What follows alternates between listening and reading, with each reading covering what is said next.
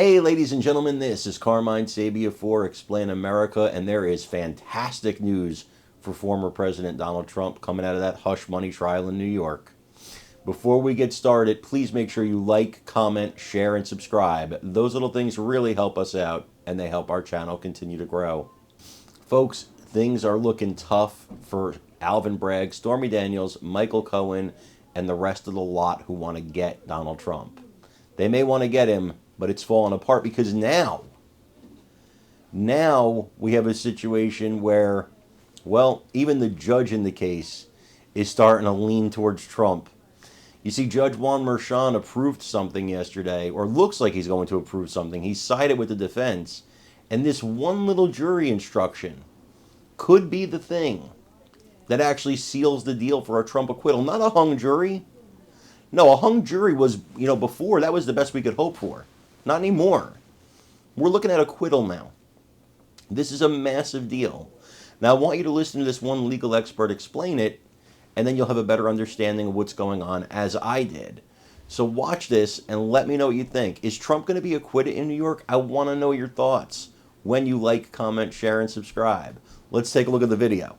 Influence the election, and then are they equal? Does one have to outweigh the other? Can they both be there? Does one have to be there? I mean, it's some nuanced verbiage that they're going to have to agree on. So of course, Costello was a very famous and contentious witness for the defense, but the one that they really wanted to call was Brad Smith, former chairman of the FEC, because he would have talked about whether or not this NDA actually did qualify as a campaign contribution or finance violation or whatever. And the likelihood was he was going to say, no, it wasn't, and Cohen should have never pled guilty to it because there was no underlying crime. Here's what Laura Ingraham said about his testimony not being allowed in.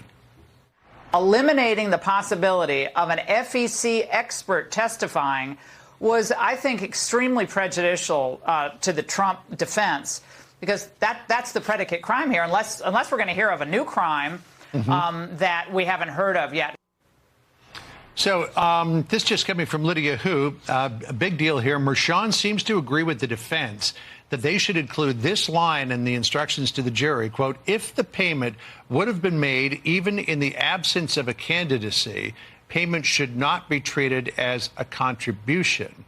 This would mean if Trump would have paid Stormy Daniels' NDA, even in the absence of a campaign, like he was concerned about a business brand or family, then it's not a campaign contribution. And that, she says, is what Brad Smith would have explained.